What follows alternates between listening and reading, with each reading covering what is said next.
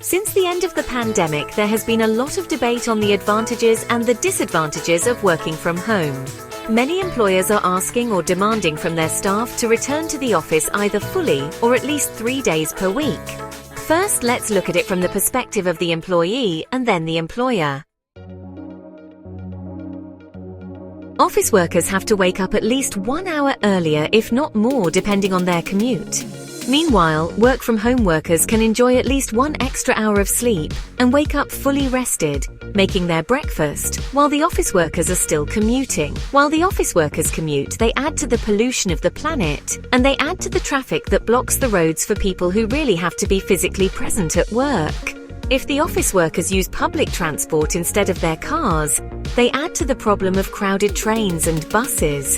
This is extremely uncomfortable for them, as well as any workers who really have no other choice but to travel to work due to the nature of their job. Workers like construction builders, hospitality workers, doctors and nurses, who would otherwise be enjoying humane conditions on trains and buses, and less stress and delays on the roads if more office workers would work from home instead of the office.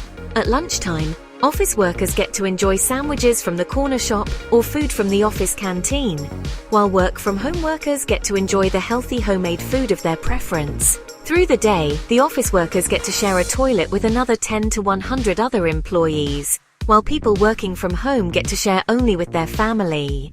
While working in the office, they get to hear other people talking to each other or on the phone, and they struggle to focus, but their employer enjoys seeing a full office and thinks that they are productive because he gets to watch them while they are working. Meanwhile, anyone working from home can focus better and can enjoy any office setup they like. Office workers need to stay close to the office, which is usually located in large overcrowded cities. At the beginning of their career, they find themselves in tiny studios or sharing with strangers, since housing in big cities is not affordable. People working fully from home can move to the countryside in a comfortable house that they can afford. Even working hybrid might allow them to move at least to the suburbs of the big city, since they won't have to travel to work every day. By moving out of the city centre, or even to the countryside, they get to enjoy nature and clean air, something they could only enjoy during holidays in the past. Living and working in big cities like London, New York, Los Angeles, etc., means that these employees are dealing with high rents and high property prices. And even if they move to the outskirts of those cities, they then deal with long commutes, less hours of sleep, and more money and time spent on petrol or public transport, especially if they have to go to their office every day. It is easier to save some money and have a better quality of life in a smaller town or the countryside. It sure is nice to socialize face-to-face with colleagues in the office, especially if you are single and living alone. But people with a happy home prefer to spend more time with their loved ones during their lunchtime or their coffee break. So it is great to be allowed to choose what you prefer. They say team building is better in the office, but in my experience, I work remotely with a team of 10 people, and the communication through Teams is so frequent, so useful and so personal that I now see them as friends as well as colleagues despite the distance.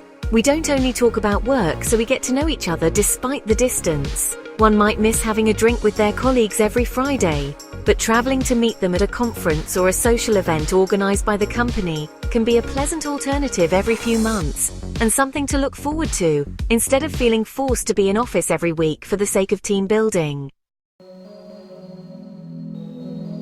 When it comes to the advantages for the employer, an obvious one is downsizing the office space and the relevant expenses. Perhaps you only need to pay for half of what you are currently using. Unfortunately, I hear that some employers signed long contracts before the pandemic, and since they have to keep paying for the next 10 years, they force their employees to go back to the office, most likely so that they don't feel like they made a mistake. I believe it is an emotional rather than a rational decision, but if they are forced to keep paying these massive rents, or they have already made a massive investment buying office space before the pandemic, they like to think they are getting something out of it, so they force their employees back to the office to feel good about their pre-pandemic decisions. It is very unfortunate.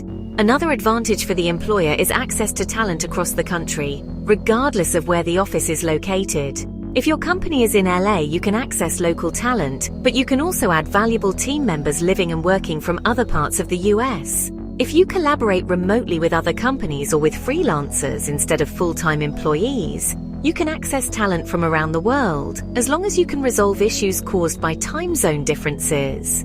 Within Europe, the time zone differences are minor anyway, so a company in London can access local talent but can easily enjoy the services of a freelancer in Sweden, Greece, or any other European country. Regarding the productivity argument, there are other ways to measure that, other than staring at your employees while they are working. We produce documents, drawings, code, Excel files, presentation material, etc., depending on our work. These are all measurable in quantity and quality. If someone is at home watching TV instead of working, it will definitely show. You will also be able to tell that there is something wrong if they are not available when you call them. How long does it take them to answer your Skype call? Are they available when you need them? How fast are they completing their tasks? A good manager will realize if things are falling behind. Please don't stick to the old school attitude of standing behind your employees looking over their shoulders while they are working. There is no need for that. Take advantage of the only positive thing that came out of COVID. Since the pandemic, we have realized that working from home is absolutely possible and doable. Let's not go back to polluting the environment, wasting time and money where it really isn't needed, and causing unnecessary suffering to so many working people. A happy employee is a productive employee and an employee who will work for your company longer instead of leaving your company for one that provides more flexibility. By allowing work from home, you can retain talent and get talent from companies that don't allow it.